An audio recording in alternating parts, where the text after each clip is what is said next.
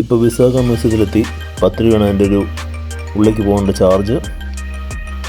ഇത് ശരിക്കും ഒരു മാരിടൈം മ്യൂസിയമാണ്. വിശാഖപട്ടണം ശരിക്കും ഒരു പോർട്ട് സിറ്റി കാരണം ഇവിടുത്തെ ഹിസ്റ്ററി എന്ന് പറഞ്ഞാൽ അത് മറൈൻ ഹിസ്റ്ററി ആയിരിക്കും. ഷിപ്പിനെ സംബന്ധിച്ചുള്ള എന്തെങ്കിലുമൊക്കെ ആയിരിക്കും, കാരണം പോർട്ടാണല്ലോ. ഇപ്പോൾ നമ്മുടെ കൊച്ചിയിൽ പോർട്ടുള്ള പോലെ തന്നെ അപ്പോൾ അവിടെ നേവിനെ സംബന്ധിച്ചിട്ടുള്ള ഒരു ഹിസ്റ്ററി ആയിരിക്കും എപ്പോഴും വരിക. കാരണം ആരെങ്കിലുമൊക്കെ വന്നിട്ടുണ്ടാവും, ആക്രമിച്ചിട്ടുണ്ടാവും. അങ്ങനെയുള്ള 1971 വാറിനെ പറ്റിയൊക്കെ ഇതിൻ്റെ ഉള്ളിൽ പറയുന്നുണ്ട്.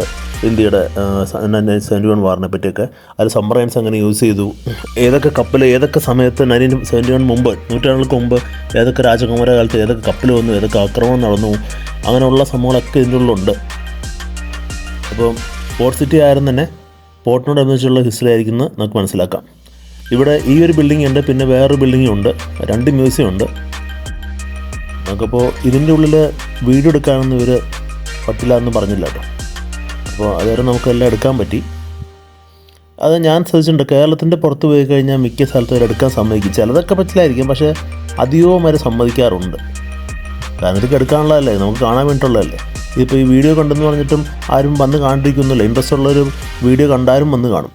കാരണം വീഡിയോ ഇങ്ങനെ ചുമ്മാ കാണിക്കുന്നേ ഉള്ളൂ.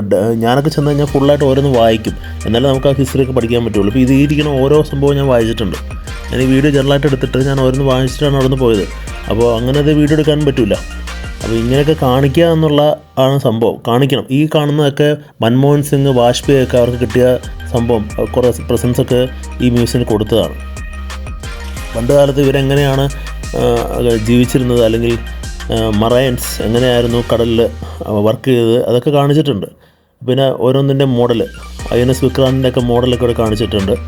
ഈ കാണുന്നതൊക്കെ സ്യൂട്ടാണ്, പലതരം സ്യൂട്ട്. അവിടെ കപ്പലിൽ നിന്ന് പുറത്ത് പോകുമ്പോഴുള്ള സ്യൂട്ട്സൊക്കെയാണ്, ഡീപ്പ് ഡൈവിങ്ങിന് പോകുമ്പോഴുള്ള സ്യൂട്ട്സൊക്കെയാണ്. ഇത് അവിടെ തന്നെയുള്ള രണ്ടാമത്തെ ഒരു മ്യൂസിയമാണ്. ഇതിൻ്റെ ഉള്ളിൽ ചില സ്ഥലത്ത് എടുക്കാൻ സമ്മതിച്ചിട്ടില്ല.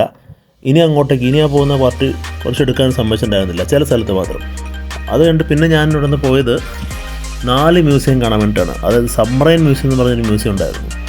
ഈ കാണുന്നതൊക്കെ ഷിപ്പിൻ്റെ ഹെലികോപ്റ്റർ മ്യൂസിയം, പ്ലെയിൻ മ്യൂസിയം ഒക്കെയാണ്. ഈ ഒരു മ്യൂസിയത്തിലേക്കാണ് ഞാൻ ആദ്യം പോയത്, സബ്മറൈൻ മ്യൂസിയം. സബ്മറൈൻ മ്യൂസിയം നമ്മുടെ കോസ്റ്റൽ ഏരിയ തന്നെയാണ്, കടൽ തീരത്ത് തന്നെയാണ്. അങ്ങോട്ട് കയറുമ്പോൾ ഒരു 300 രൂപ എടുത്തു. അതായത് ഈ 4 മ്യൂസിയം ഒരുമിച്ച് കാണാൻ വേണ്ടി 300 രൂപയാണ്. അപ്പം ഈ കാണുന്നതാണ് സബ്മറൈൻ, ദൂരെ കാണുന്നത്. ഇത് കടലിൻ്റെ അടിയിലേക്ക് പോകും.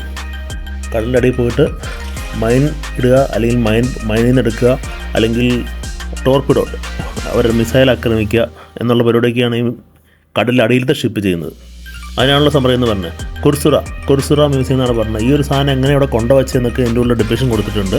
ഇത്രയും വലിയൊരു സാധനം ഈ റോട്ടിൽ നിന്ന് ഇറക്കിയോടെ വെച്ചത് എങ്ങനെയാണെന്നൊക്കെ അവർ കാണിക്കുന്നുണ്ട്. നമുക്ക് കാണുന്നതല്ല, നമുക്ക് സിനിമയെ കാണുമ്പോൾ ചെറുതായിട്ട് തോന്നും, പക്ഷേ ഉള്ളിൽ കയറുമ്പോൾ ശരിക്കും വലിയ കപ്പൽ തന്നെയാണ്. പക്ഷേ അത് കടലിൻ്റെ അടിയിൽ പോകുന്ന കപ്പലാണ് മാത്രം. മണിക്കൂറുകളോളം കടലിൻ്റെ അടിയിലൂടെ ഇതിന് പോകാൻ പറ്റും. പിന്നെ ഇത് ഈ കാണുന്ന ടോർപിഡോ ആണ്, ഈ സബ്മറൈനിൽ നിന്ന് അയക്കുന്ന മിസൈലുള്ള സാധനമാണ്. ഞാൻ അതിൻ്റെ ഉള്ളിലേക്ക് കയറി കണ്ടു. ശരിക്കും ഇതിൻ്റെ ഉള്ളിൽ ഇടുങ്ങിയ സ്ഥലമാണ്. നമ്മൾ തല കുനിച്ചൊക്കെ, എൻ്റെ പൊക്കത്തിനും അവിടെ നേരെ നിൽക്കാൻ പറ്റില്ല, കുറച്ച് തല കുനിച്ച് വേണം നടക്കാൻ. അങ്ങനെ തല കുനിച്ച് നമ്മൾ നടക്കുകയുണ്ടായത്. ഒരു മെഷീനിൻ്റെ, വലിയൊരു മെഷീൻ്റെ ഉള്ളിൽ നമ്മൾ കയറുമ്പോൾ എന്താണോ അതേ നമുക്ക് അതിന് കാണാൻ പറ്റും. വേറെ സൗകര്യങ്ങളൊന്നുമില്ല. ആ മെഷീൻ്റെ ഉള്ളിൽ കൂടെ നടന്നു പോകാനുള്ള ഒരു ഏരിയ കൊടുത്തിട്ടുണ്ടെന്ന് മാത്രം. അപ്പോൾ അതിനോടായിട്ടുള്ള എല്ലാ സംഭവങ്ങളും നമുക്ക് കാണാൻ പറ്റും. ആദ്യമായിട്ടാണ് സബ്മറൈനിൽ കാണുക. ഇങ്ങനെയൊക്കെ ഒരു ചാൻസ് എല്ലാവർക്കും കിട്ടില്ലല്ലോ. നേവിക്കാർക്ക് ഇപ്പോഴും ഉണ്ടാവും, പക്ഷേ സാധാരണ ആൾക്കാർക്ക് ഇങ്ങനെയൊക്കെ ഉപേക്ഷിക്കപ്പെട്ട സബ്മറൈൻസൊക്കെ നമുക്ക് കയറി കാണാൻ പറ്റുള്ളൂ. അപ്പോൾ അതൊരു വലിയൊരു അനുഭവമായിരുന്നു ശരിക്കും. അവിടുത്തെ വാഷ് ബേസിൻ, കുളിമുറി എങ്ങനെയാണ്, ടോയ്ലറ്റ് എങ്ങനെയാണ്, ഇതെല്ലാം ഉണ്ട്. വളരെ മിനിമൽ സ്പേസിലാണ് എല്ലാവരും ഇരിക്കുന്നത്. ഇതൊക്കെ ഓഫീസ് റൂംസാണ്. ഓഫീസിലിരിക്കുന്ന റൂംസുണ്ട്, പിന്നെ ജോലിക്കാരിരിക്കുന്ന റൂമുണ്ട്, ഒരു ഡൈനിങ് ടേബിളാണ്, പിന്നെ കിടക്കണ റൂംസ് ഉണ്ട്, മുറികളൊക്കെ ഉണ്ട്. അങ്ങനെ അത്യാവശ്യം എല്ലാം ഉണ്ട്, പക്ഷേ വളരെ മിനിമലായിട്ടാണെന്ന് മാത്രം. അപ്പോൾ നമുക്കിത് കാണുമ്പോൾ മനസ്സിലാവും ഇവർക്ക് എങ്ങനെ ജീവിക്കണമെന്ന് മനസ്സിലാവും. ജോലിക്ക് വേണ്ടി, രാജ്യത്തിന് വേണ്ടി ജീവിക്കുന്നതൊക്കെ അവർ കിടക്കുന്നുണ്ടോ, 2 അടുപ്പിച്ച് അവിടെ കിടക്കുകയാണ്. കറക്റ്റ് കിടക്കാനുള്ള സ്ഥലം ഉണ്ടാവും. ഇപ്പോൾ സ്പേസിൽ പോകുന്ന ആൾക്കാരുടെ അവസ്ഥ ഇങ്ങനെയൊക്കെ തന്നെ ആയിരിക്കാം. വേറെ ഫെസിലിറ്റിയൊക്കെ വളരെ കുറവായിരിക്കും. ജോലി മാത്രമായിരിക്കും അവിടെ വരിക. ആ ജോലി കൊണ്ട് എങ്ങനെ മുമ്പോട്ട് പോകാമെന്നുള്ളത് മാത്രമേ നോക്കുന്നുള്ളൂ. 24 hours ജോലി ആയിരിക്കും. കുറച്ച് ഉറങ്ങുന്ന സമയം ഉണ്ടാവാം ചിലപ്പോൾ, അത്രയൊക്കെ ഉള്ളൂ. ഈ യുദ്ധത്തിന് പോകുന്ന ഇതിപ്പോൾ ഒരു ടോർപിഡോ ഒന്നും നശിച്ചുമല്ല. അപ്പോൾ ആൾക്കാരടക്കം എല്ലാം മരിച്ചു പോവാണ്. പിന്നെ ഈ കടലിൻ്റെ അടിയിലായ തന്നെ ഓക്സിജൻ സപ്ലൈ കൊടുത്തുകൊണ്ടിരിക്കുകയാണ്. കുറച്ച് സമയം കഴിഞ്ഞാൽ മുകളിൽ വരുന്നതാണ് പറഞ്ഞത്. മുകളിൽ വന്നിട്ട് പിന്നെ ഓക്സിജൻ എടുത്തിട്ട് പിന്നെ അടിയിലേക്ക് പോകണമെന്നാണ് പറഞ്ഞത്. അപ്പം ഇതിൻ്റെ ഉള്ള ജീവിതം ശരിക്കും പറഞ്ഞാൽ കുറച്ച് ബുദ്ധിമുട്ട് തന്നെയാണ്. സാധാരണ ഷിപ്പിലെ പോലെ അല്ല, കടലിൻ്റെ അടിയിലാണല്ലോ. ഒരു സോണാർ എന്ന് പറഞ്ഞ സംഭവം വെച്ചിട്ടാണ് ഒരു ദിശ കണ്ടുപിടിച്ച് പോകണമെന്ന് പറഞ്ഞത്. ഇതാണ് ടോയ്ലറ്റ്. കുറേ ആളുകളുണ്ടാവും, ഒരു 10-60-70 ആളുകൾക്ക് 1-2 ടോയ്ലറ്റൊക്കെ ഉണ്ടാവുള്ളൂ. അതായത് ഫെസിലിറ്റീസ് വളരെ പരിമിതിയായിരിക്കും. ഇതിൽ ടോർപിഡോ വെച്ചിട്ട് ശത്രുരാജ്യങ്ങളെ ആക്രമിക്കുക എന്നുള്ളതൊക്കെയാണ്. ഞാനത് കണ്ട് പുറത്തേക്ക് ഇറങ്ങി. പുറത്ത് ബേ ഓഫ് ബംഗാളിൻ്റെ നല്ല കാറ്റടിക്കുന്നുണ്ട്, നല്ല വെയിലുമുണ്ട്. ഇപ്പോൾ ഒരു 2 മണിയൊക്കെ ആയിട്ടുണ്ടാവാം. ഈ സബ്മറൈൻ്റെ പുറത്താണ്, അതിൻ്റെ പ്രൊപ്പലേഴ്സാണ് ഈ കാണുന്നത്. ഈ സംഭവം മുഴുവനും കടലിലടി പോകുമെന്ന് വിചാരിക്കുക. വെള്ളത്തിൻ്റെ ഉള്ളിലാണ് ഈ സംഭവം പോണത് മുഴുവനും. അതുകൊണ്ടാണ് നമ്മളിതിനെ പുറത്ത് കാണാത്തത്. നമ്മൾ കപ്പലിനെ മാത്രമേ പുറത്ത് കാണുള്ളൂ. ഇത് ഒരു സോണാറാണ്, ഇത് വെച്ചിട്ടാണ് ദിശ കാണുന്നത് പറയുന്നത്.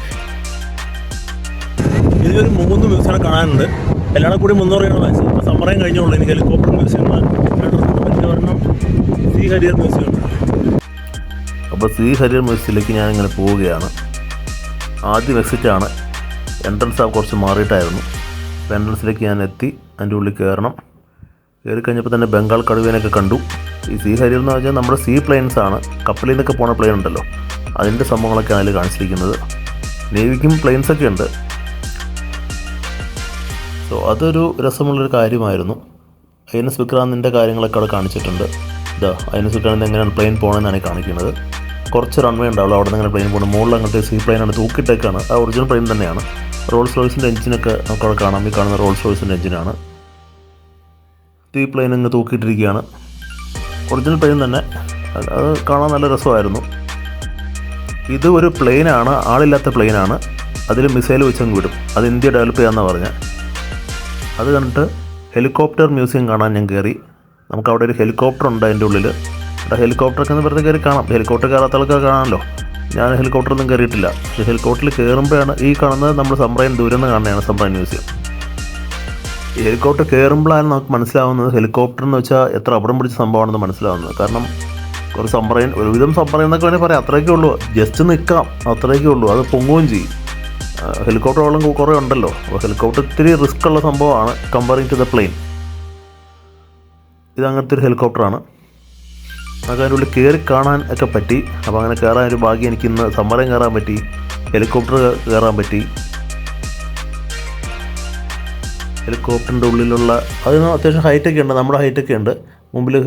മുമ്പിൽ കോക്പിറ്റാണ്.